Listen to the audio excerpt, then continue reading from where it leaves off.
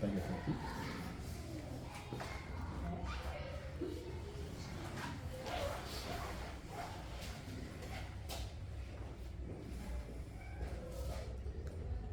Eu sei que eu já falei algumas vezes, mas eu acho que sempre é bom relembrar,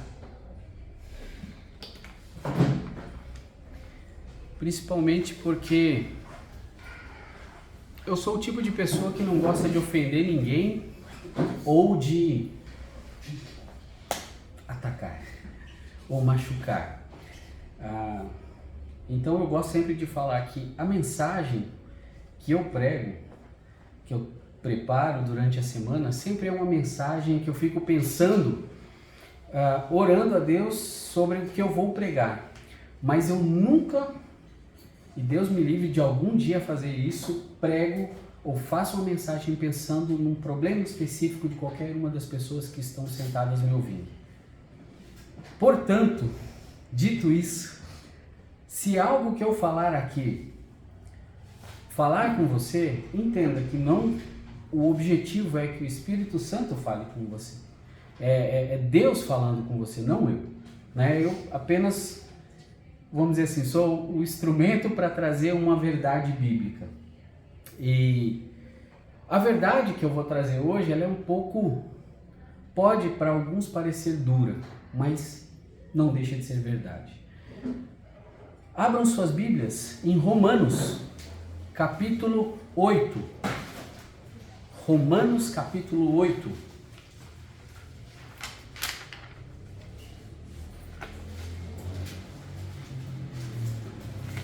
Eu não vou falar o versículo ainda, eu acabei de lembrar do poema que eu quero falar antes da mensagem. É um poema que não é meu, é um poema adaptado, mas que para mim ele até se encaixa bem com a mensagem. Certa vez, um sábio ancião que tentava ajudar almas angustiadas, aflitas, ele disse: não são as costas que doem, o que dói são as cargas. Não são os olhos que doem, o que dói é a injustiça vista com eles. Não é a cabeça que dói. O que dói são os pensamentos que nos afligem. Não é a garganta que dói. O que dói é segurar o grito de indignação ou falar e não ser ouvido. Não é o estômago que dói. O que dói é quando a alma não consegue digerir. Não é o fígado que dói. O que dói é a raiva contida. Não é o coração que dói. O que dói é a falta de amor. E é precisamente ele mesmo, o amor, que é o mais poderoso remédio.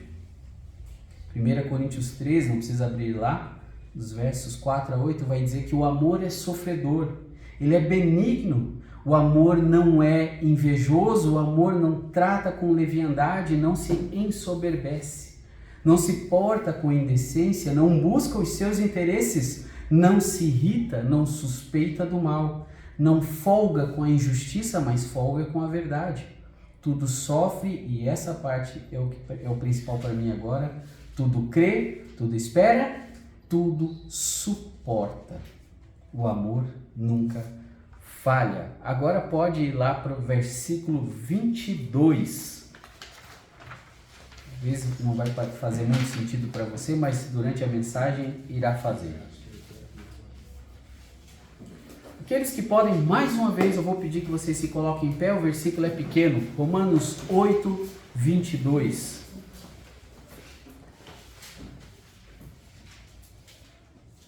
Porque sabemos que toda a criação geme e está juntamente com dores de parto até agora. Vamos orar. Senhor nosso Deus, nosso Pai, eu quero mais uma vez agradecer pela Tua palavra, agradecer pelas coisas que o Senhor faz em nossas vidas, para o nosso crescimento, para chamar a nossa atenção, para vários propósitos que nós iremos ver essa noite. Ajuda-nos, Pai, a buscar ao Senhor, a fazer a Tua vontade e a suportar, sabendo que o Senhor nos amou e o Senhor nos ama. E isso precisa ser o suficiente para nós, para que possamos suportar todas as angústias, todas as aflições que vêm sobre nós. Abençoa, Pai, eu te peço cada um que está aqui nessa noite, livra de todos os males, trabalha nos corações, que o Teu Espírito Santo esteja quebrantando os nossos corações. É o que eu peço, Pai, em nome de Jesus. Amém. Podeis assentar. Porque sabemos que toda a criação geme e está juntamente com dores de parto. Uma outra versão ela vai falar geme e suporta angústias até agora a criação. Romanos 8, 22. O título da nossa mensagem é Angustiados. E hoje é sobre isso que eu quero refletir. São esses momentos de angústia na nossa vida que eles vêm desde que nós somos crianças. Desde criança nós temos certas angústias. Todo mundo passa em algum momento da sua vida por angústias, por problemas, coisas que, vamos dizer assim, tira o nosso chão, que nos aflige, que aperta o coração. E esse sentimento de angústia, tem pessoas, por exemplo, que sofrem angústia de fome. Pergunte para uma criança ou veja algum vídeo de uma criança na Somália. Já viu aquelas fotos de crianças na Somália? Mas não só, agora não precisa mais citar Somália, Venezuela e outros lugares mais perto de nós.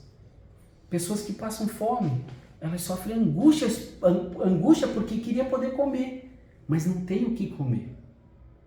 Eu conversei com um amigo uma vez, um colega, e ele falando que ele é do Nordeste. E ele disse que ele foi tão pobre, eles não tinham nada para comer, que eles cozinharam papelão e tomaram sopa de papelão. Isso para mim é angustiante. Angústia de fome. Outras pessoas, angústia de dor. Já conversou com alguém que tem fibromialgia? Conhece essa doença, fibromialgia? Que é uma doença que não tem cura e que os médicos não sabem nem às vezes onde está o problema, e alguns dizem que é loucura, que é um problema na cabeça da pessoa, porque não tem cura e é uma dor fortíssima. E a pessoa sofre com isso. Ou alguém que está com alguma doença muito séria. Recentemente até eu conversando, eu comentei aqui do pastor Bento, que sofreu com a Alzheimer. Já no final agora gemia, ele já não sabia mais falar, não conseguia falar, mas ele gemia na cama dele. Um servo de Deus, passou a vida inteira pregando o Evangelho, mas Deus permitiu.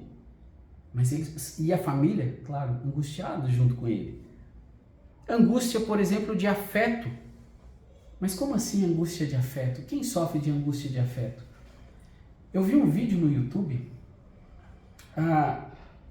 de uma menina que eu não sei se foi no YouTube, se foi no Instagram, agora não lembro, mas de uma menina que o casal que estava na frente virou para trás e falou: nós estamos indo ver a família que vai adotar você.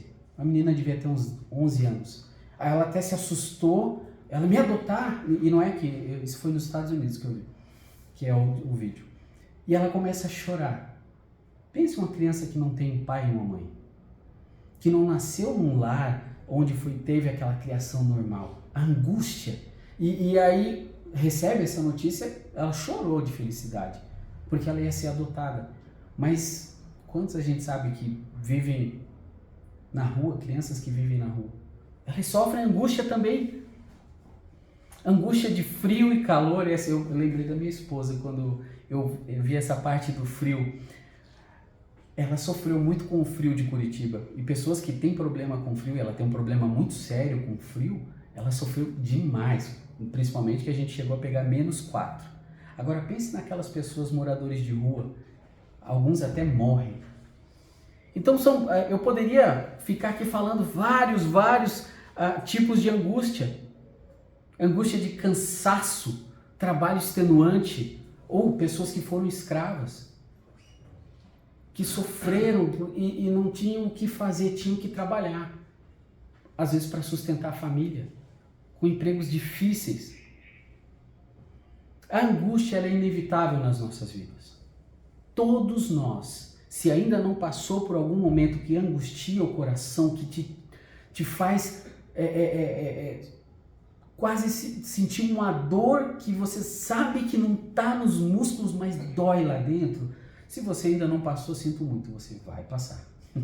Não quero te desanimar, porque faz parte da vida. Isso é intrínseco na nossa vida. Agora, se a angústia ela é inevitável, qual o significado que nós podemos achar nisso? Essa é uma pergunta errada, porque normalmente a gente pergunta o quê? Quando a gente está passando por um momento de sofrimento, de dor, de angústia, o que a gente pergunta? Por quê? Por que eu estou passando por isso? Por que eu estou passando por essa situação? Essa pergunta está errada. A pergunta certa é: para quê? Quais lições eu posso extrair desse sofrimento, dessa angústia que eu estou passando? Qual é a lição que eu preciso aprender com isso?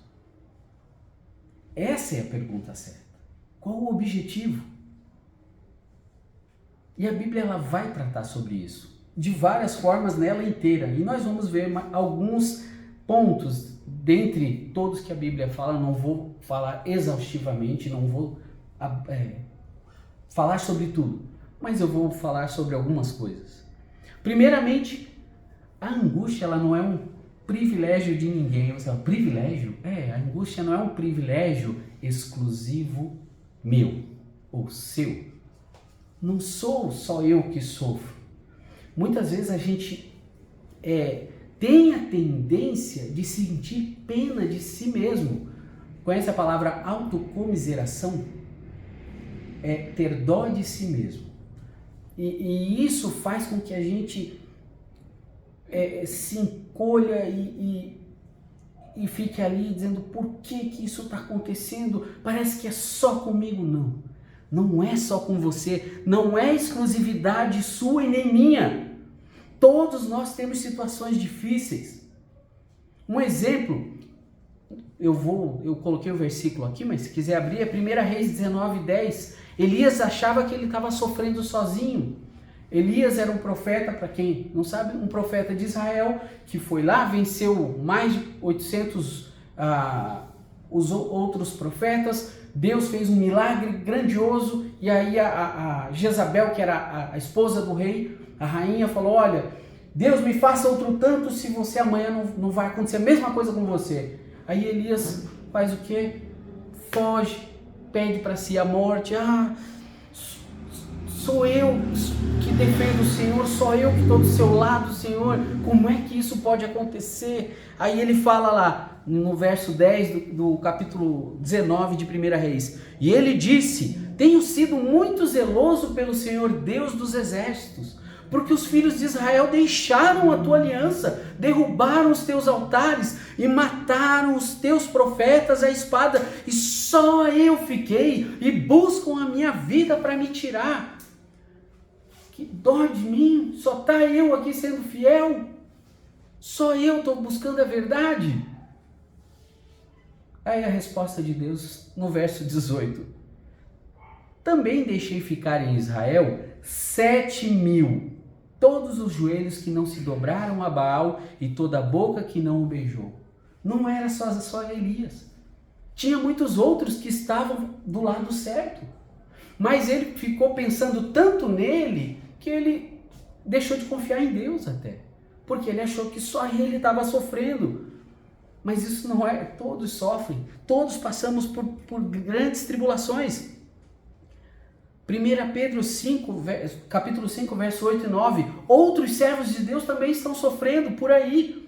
Olha o que Pedro fala: sede sóbrios, vigiai, porque o diabo, vosso adversário, anda em derredor, bramando como leão, buscando a quem possa tragar, ao qual resisti firmes na fé, sabendo que as mesmas aflições se cumprem entre os vossos irmãos no mundo. Que aflições ele estava falando? Pedro, nessa carta, era o ano mais ou menos 64 da era depois de Cristo. Naquele momento, quem era o imperador? Nero. Sabe o que Nero fez? Para quem nunca viu essa parte da história, ele matou cristãos. Os cristãos foram perseguidos. Como? Ele estava com problema de popularidade no governo dele. E os cristãos não eram bem vistos porque os cristãos verdadeiros não eram bem vistos porque eles não adoravam o imperador. E aí o que eles fizeram? Pegou fogo em Roma. Alguns dizem que Nero desencadeou o fogo de propósito, outros falam que só pegou fogo, mas Nero aproveitou aquele fogo e diz: foi os cristãos. O que ele fez? Pegou os cristãos, colocou, amarrou ele, cada cristão espalhados por Roma em madeira, e tacou fogo neles vivos, inclusive nos jardins dele. O que ele fez com outros cristãos? Jogou aos leões, por isso que ele até fala aqui, ele usa inclusive falando sobre Satanás, que ele anda bramando como um leão. Foram jogados às feras. E aí Pedro fala para todos os cristãos, que ele escreve na carta, ele diz: olha, tem outros sofrendo igual vocês. Fique firme. Seja firme. E olha o que ele fala no verso 7. Lançando sobre ele, sobre Deus, toda a vossa ansiedade, porque ele, Deus, tem cuidado de vós. Deus tem cuidado de cada um. Por mais que você esteja, às vezes, passando por qualquer problema na sua vida, Deus tem cuidado de você. Deus o ama. Nós vamos passar, sim, por essas aflições, por essas angústias. Mas não somos só nós. O versículo que eu coloquei lá no começo, que a gente leu: toda a criação num só tempo geme e suporta angústia. Você já viu um vídeo, alguns vídeos, acho que todo mundo aqui já deve ter visto vídeo, dos leões quando eles estão perseguindo, por exemplo, uma gazela, um animal assim, e ele pega e pula e eles grudam no pescoço e ele fica lá se debatendo. Chega a me dar uma dor no coração, me dá dó deles. Eu sei que faz parte da vida. Mas, esse verso que ele fala, toda a criação a um só tempo geme e suporta angústias. Gênesis capítulo 1, versos 29 a 31. Eu vou explicar onde eu quero chegar. E disse Deus: eis que vos tenho dado toda a erva que dê semente, que está sobre a face de toda a terra, e toda a árvore em que há fruto que dê semente, ser-vos-á para mantimento. E a todo animal da terra, e a todas as aves do céu, e a todo réptil da terra, em que há alma vivente, toda a erva verde será para mantimento. E assim foi, e viu Deus tudo quanto tinha feito, e eis que era muito bom, e foi a tarde e manhã do dia sexto. Ou seja, até o dilúvio, o que o leão comia? O que os animais comiam? Ervas. Eles não comiam carne. O plano perfeito de Deus não era como a gente conhece a natureza hoje. Quando que houve a mudança? Houve a queda. Deus ainda não mudou. A humanidade se corrompeu, veio o dilúvio, o que acontece depois? Gênesis 9, de 2 a 4. Depois do dilúvio. E o temor de vós e o pavor de vós virão sobre todo animal da terra, e sobre toda a ave dos céus, tudo o que se move sobre a terra, e todos os peixes do mar, nas vossas mãos são entregues. Tudo quanto se move, que é vivente, será para vosso mantimento. Tudo vos tenho dado como erva verde. A carne, porém, com a sua vida, isto é, com o seu sangue, não comereis. Ou seja, a carne entrou na dieta depois do dilúvio. A natureza geme. A natureza passa pelas mesmas aflições. Porque está tudo fora da ordem. O pecado, ele destruiu. O pecado, ele causou danos irreparáveis. Não somente em nós, mas em tudo. Só que isso vai mudar. No milênio, quando Cristo estiver reinando, a Bíblia diz que o leão comerá a palha como boi. No milênio não vai ter mais essa dieta da carne. Eu não sei nós, mas os animais não comerão mais carne. É quando Deus vai mudar algumas coisas. Nesse primeiro ponto, o que eu quero deixar bem impregnado na mente de cada um. Todos sofrem angústias. A diferença está naqueles que as lançam aos cuidados de Deus. Todo mundo sofre. Todo mundo passa por dificuldade. Todo mundo chora. Mas a diferença está quando você descansa em Deus. Quando você coloca a sua angústia diante de Deus. Também, a angústia pode estar fazendo parte da disciplina de Deus. Primeiramente, a angústia não é um privilégio de ninguém sozinho. Todos passam. Segundo, a angústia pode estar fazendo parte da disciplina de Deus. 2 Reis 19:3 vai dizer o seguinte: assim diz Ezequias: este dia é dia de angústia, de disciplina e de opróbrio, porque filhos são chegados à hora de nascer e não há força para dar à luz. Aqui Senaqueribe estava cercando Israel e ele ia tomar. E ele estava só blasfemando e falando: olha, nenhum dos deuses dos outros povos que clamaram, nos livraram das nossas mãos, e com vocês não vai ser diferente. E aí o povo ficou com medo. E aí Ezequias fala isso: olha, é dia de angústia, de disciplina. Por que ele fala de disciplina? Porque Israel tinha abandonado a Deus. Ele foi um bom rei. Mas Israel vinha de momentos onde abandonava Deus e Deus precisava punir Israel. A mesma coisa é conosco. Por que Deus disciplina os seus filhos?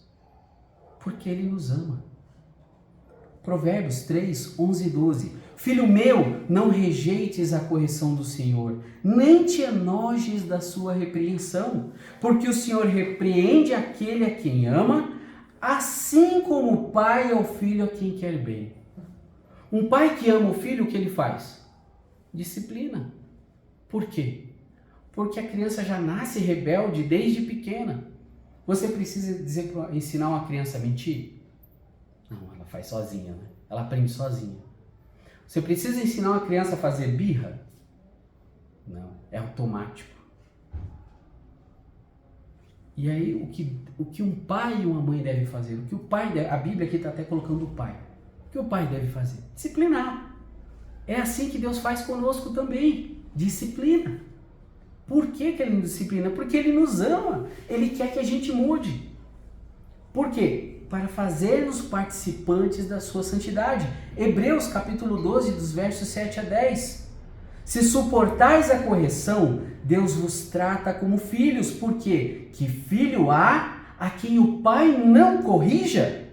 Mas, se estáis sem disciplina, da qual todos são feitos participantes, aqui ele está falando das pessoas que não têm Cristo como Salvador, sois então bastardos, e não filhos. Além do que, tivemos nossos pais segundo a carne para nos corrigirem, e nós os reverenciávamos.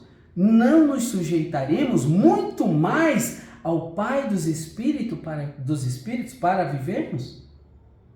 Deus nos corrige porque nos ama, mas também para fazer a gente participante da santidade dele. Porque aqueles, na verdade, por um pouco de tempo nos corrigiam como bem lhes parecia, mas estes, se referindo a Deus, para nosso proveito, para sermos participantes da sua santidade. Deus nos corrige para nos lapidar, porque nós temos pecado em nossas vidas, porque nós falhamos, porque nós não somos perfeitos, e Ele vai nos lapidando através da disciplina, Ele vai corrigindo. Por quê? Porque nós temos que ser semelhantes a Cristo, nós temos que para fazermos parte da santidade dele, precisamos da correção. E também, Hebreus 12, capítulo 12, verso 11, para produzir em nós frutos de justiça. Em verdade, toda correção ao presente não parece ser de alegria, de gozo, senão de tristeza, mas depois produz um fruto pacífico de justiça nos que são exercitados por ela. Não é gostoso ser disciplinado. Eu acredito aqui que não tem ninguém aqui que goste, que fique feliz, que alegria ser disciplinado. Que ótimo passar por dificuldade, que bom que esse negócio, meu carro quebrou, feliz da vida, meu carro quebrou. Olha, meu filho ou minha filha ficaram doentes, tem que ir para o médico. E isso é horrível para o médico. Os irmãos sabem muito bem, levar a criança para o médico, a gente fica aflito.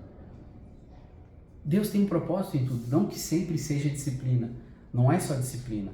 Aqui nesse ponto eu estou falando da disciplina de Deus, que o objetivo dela é nos aperfeiçoar, é trazer-nos para uma santidade, para próximo de Deus e para produzir fruto de justiça. Tiago 3, 17 e 18, mas a sabedoria que do alto vem é primeiramente pura, pacífica, moderada, tratável, cheia de misericórdias e de bons frutos, sem parcialidade e sem hipocrisia. Como é que eu vou evidenciar essas coisas na minha vida? Como é que eu vou ser pacífico, moderado, tratável, cheio de misericórdia? Como é que eu vou produzir bom fruto? Eu preciso passar pela lapidação. É como se fosse um diamante bruto. Precisa passar ali da pior forma possível. É algo duro, é algo difícil para a gente ser moldado. Mas Deus faz isso porque Ele quer que nós amadureçamos. Ele quer que nós cresçamos. Devemos entender que nossas atitudes erradas precisam ser corrigidas. E que Deus o fará, quer nós gostemos ou não. Deus vai fazer. Deus vai tratar. Deus vai pôr a mão na ferida, sabe? Sabe quando você tem uma ferida? Quem tem irmão aqui sabe, quando você é mais novo, o irmão vai lá e aperta na ferida, você quer até dar um estapa nele. Eu tive 2 irmãos e sabe como é que é, né? Irmão é terrível. Eu sou mais velho e o do meio era terrível. A angústia não é um privilégio de ninguém. A angústia pode estar fazendo parte da disciplina de Deus. Mas também a angústia tem o potencial de nos aproximar da palavra de Deus. Porque nós temos a tendência de negligenciar a leitura da palavra de Deus. Nós temos a tendência de colocar qualquer outra coisa antes da palavra de Deus. Nós temos a tendência de perder tempo com coisas que não edificam, com coisas que não nos fazem crescer espiritualmente falando. E aí os problemas, a angústia, ela nos aproxima, ela nos ensina a buscarmos conforto na palavra de Deus. Salmo 119, 67, ele vai dizer o seguinte: antes de ser afligido, andava errado, mas agora tenho guardado a tua palavra. Enquanto eu não estava sofrendo aflição, enquanto eu não estava passando por algo, eu estava andando segundo a minha vontade. É igual uma criança, como eu acabei de dar o exemplo. Se eu não disciplino, o que ela faz? O que ela quer. Se eu não puxo ali, se eu não dou aquela pegada, hoje as minhas eu tive que fazer umas caretas para elas entenderem que elas tinham que se adequar àquilo que a gente já ensinou para elas. Mas se eu deixar na mão delas, o que elas vão fazer? Elas vão fazer o que elas bem entenderem. Se Deus deixar na nossa mão, a gente vai se dedicar na leitura da Bíblia? A gente vai se dedicar em servi-lo fielmente? Se Deus não fizer nada, vai, você já é de maior, pode fazer o que você bem entender. A gente vai? Não vai. A gente vai buscar tudo quanto é coisa, menos Deus, menos a sua palavra.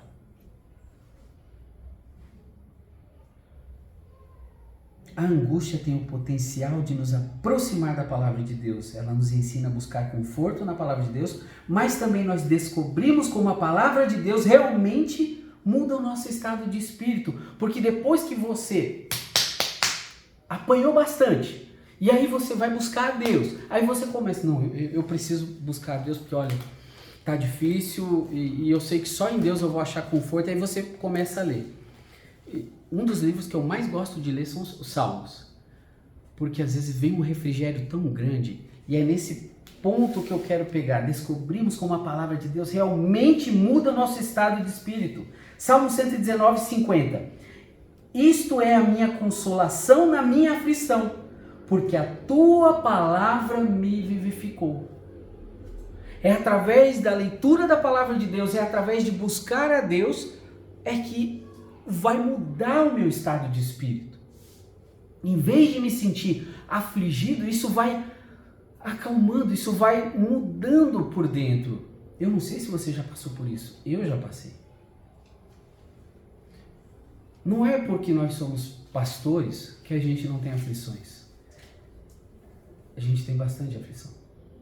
Porque a gente tem que pastorear a si próprio, a nossa família e o rebanho. E a gente tem que estar firme para poder cuidar de cada um. A gente tem que estar bem espiritualmente para poder cuidar de todos. E eu não estava muito bem. Eu até estava comentando com o pastor Bill hoje. Hoje, ali perto da hora do almoço, às vezes vem pensamentos, às vezes vem coisas, situações acontecem, onde você fica com o coração apertado. E aí eu estudando, eu fico lavando a igreja, estudando através de áudio. E lavando a igreja, lavo aqui, lavo tudo. E eu até comentei com o pastor que para alguns pastores é desonroso eles terem que fazer serviços na igreja desse tipo. Enquanto eu estudava, foi algo tão maravilhoso que hoje, inclusive, eu nem cheguei a comentar com a minha esposa.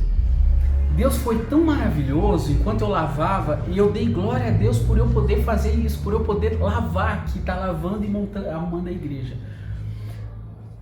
Porque Ele usou o que eu estava estudando para confortar o meu coração de tal forma que eu até chorei de alegria, mas eu chorei copiosamente de alegria. E eu estava muito feliz de ter esse tempo aqui, podendo parar e estudar enquanto lavava e arrumava a igreja. Isso me trouxe uma paz no coração e por causa da oportunidade que eu tive de estudar. Talvez se eu fizesse outras coisas eu não ia ter esse momento que eu preciso e que cada um de nós precisamos. Um momento onde você para tudo, ou até faz algumas coisas como eu estava fazendo, mas você pode concentrar naquilo que Deus tem para te ensinar. Através de um áudio da Bíblia. Coloca a Bíblia com fone de ouvido e vai fazer as suas tarefas. E deixa Deus falar com você através desse momento. Uma boa mensagem de um bom pregador. Isso vai trazer alegria ao seu coração. Isso vai te confortar. É muito importante isso. E a angústia tem esse poder. Se eu não fico angustiado, eu não busco a Deus. Se eu não fico angustiado, se eu não passo por problemas, eu toco a vida. Nós precisamos disso. A angústia também ela pode nos levar a conhecer melhor a Deus. Algumas das qualidades do nosso Deus que podemos conhecer em momentos de angústia são: Naum, capítulo 1, verso 7. O Senhor é bom. Ele serve de fortaleza no dia da angústia e conhece os que confiam nele. Deus é muito bom. E Ele conhece cada um. E Ele sabe se você confia nele. Ele sabe se você está depositando a sua confiança nele. Ele conhece. Também o nosso Deus é um Deus de livramento. Salmo 50, verso 15. Invoca-me no dia da angústia e eu te livrarei e tu me glorificarás. Eu já passei por momentos que eu tive situações complicadas e eu clamei, Senhor, socorre, e o Senhor socorreu. E é maravilhoso passar por isso. É maravilhoso você saber que tem um Deus que luta por você. Quando eu tentei ser jogador de futebol, quando eu era adolescente e não era salvo em Jesus Cristo, eu passei por um momento muito complicado na Vila Olímpica. E aí o que eu fiz? Eu fui pegar os santinhos e eu comecei a rezar. E aí eu fui rezando e eu não tinha paz, eu não sabia se Deus estava me ouvindo ou não, eu não sabia. Eu só queria ter certeza que Deus estivesse me ouvindo, mas você não tinha como ter essa certeza. Uma pessoa que não nasceu de novo não tem como ter essa certeza. E eu só peguei ali, era uma oração, eu lembro até hoje, era uma oração de Santo Expedito, uma Ave Maria e eu não lembro qual que era a outra agora. Mas eu lembro que eu fiquei fazendo as rezas lá. E aquilo não trouxe alívio, não trouxe paz. Pelo contrário, eu sofri mais ainda. Mas quando você é salvo, quando você tem Cristo como Salvador, e você clama verdadeiramente com fé, você vê Deus trabalhar. Você vê Deus te dar paz, uma paz que o mundo não conhece, a Bíblia diz. Uma paz que excede todo o entendimento.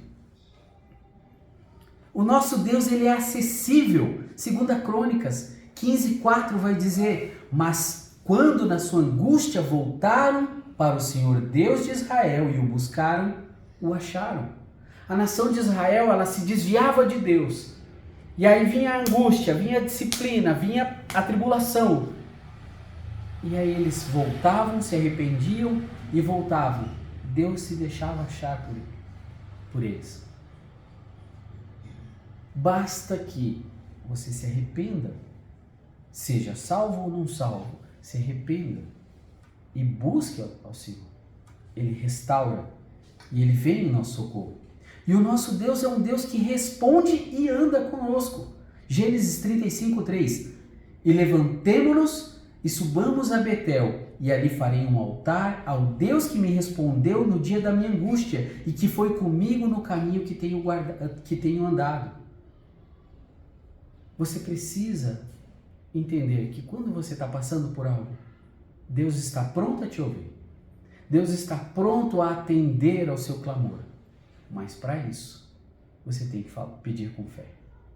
E para isso você precisa ter nascido de novo. Por último, e para mim o mais importante, Jesus sofreu por nós a maior de todas as angústias. Marcos 14, de 33 a 36. E tomou consigo a Pedro e a Tiago e a João, e começou a ter pavor e a angustiar-se, e disse-lhes: a minha alma está profundamente triste até a morte, ficai aqui e vigiai. E tendo ido um pouco mais adiante, prostrou-se em terra e orou para que, se fosse possível, passasse dele aquela hora. E disse: Abba, Pai, todas as coisas te são possíveis. Afasta de mim este cálice. Não seja, porém, o que eu quero, mas o que tu queres. Jesus tinha consciência do que ele iria passar. Jesus, que é Deus, ele mesmo pediu para o Senhor: olha, Pai, se for possível, afasta de mim esse cálice, que eu não tenha que passar pelo que eu vou passar. Mas ainda assim ele passou. Por nós, pelos nossos pecados, para que nós pudéssemos ser salvos, para que nós pudéssemos receber o perdão de Deus. Conclusão: a angústia não precisa ser necessariamente uma experiência negativa em todos os seus aspectos. Muitas lições podemos extrair desses momentos difíceis. O próprio Filho de Deus padeceu angústia por nós. A pergunta a ser respondida é: como você tem reagido aos momentos de angústia na sua vida? E o que você vai fazer a respeito a partir de hoje? Como você tem reagido? Vamos orar. Senhor nosso Deus, nosso Pai, eu quero agradecer. Os momentos de angústia nós não queremos passar. E até falamos como o Senhor Jesus falou, se for possível, passa de nós esses momentos difíceis, esses momentos de aflição. Mas nós sabemos e entendemos pela Tua Palavra que nós precisamos desses momentos. Nós precisamos compreender que as aflições têm um propósito. Para aqueles que já nasceram de novo, que são salvos, que têm Cristo como Senhor e Salvador de suas vidas. O objetivo é aproximar cada vez mais de Ti. E se tem alguém que não tem Cristo como Salvador, que não nasceu de novo ainda, as aflições têm outro objetivo, é chamar a atenção, é que cada um perceba, cada pessoa que não tem Cristo como Salvador, perceba que precisa resolver o problema do pecado, precisa ser salvo, precisa ter os seus pecados perdoados. Que o Senhor trabalhe nos nossos corações, que o Teu Espírito Santo trabalhe no coração de cada um e que possamos confiar no Senhor, que possamos depositar toda a nossa vida nas Suas mãos. E se alguém não tem Cristo como Salvador, que possa entregar a vida para o Senhor, porque esse é o motivo principal que nós temos hoje na nossa mensagem. Abençoa, Pai, eu te peço, essa igreja, abençoa cada um que está aqui nessa noite. Livre de todo mal, abençoa o retorno para os nossos lares também. É o que eu peço, em nome de Jesus. Amém. Oração silenciosa, nós estamos encerrados.